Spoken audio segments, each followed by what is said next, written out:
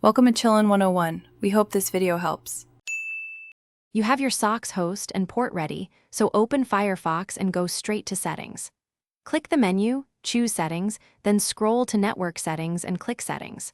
Once there, select Manual Proxy Configuration so you can input the SOCKS details. This is the first actionable step. Make sure you know whether you need SOCKS 4 or SOCKS 5 and any credentials. Enter the host and port now, and leave HTTP/SSL fields blank unless instructed otherwise.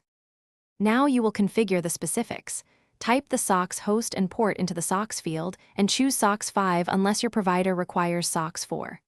Once chosen, check the option to proxy DNS when using SOCKS v5 so DNS lookups go through the proxy. This prevents leaks. You can also toggle authentication if your proxy needs it and input the username and password. When done, click OK. To verify, open a private window and test a site or use internal network tools to confirm routing. Finish by restarting Firefox to ensure the proxy settings are fully applied. Once restarted, visit a site to confirm traffic flows through the SOCKS proxy. If pages fail to load, make sure you entered the host and port correctly and try switching between SOCKS 4 and SOCKS 5.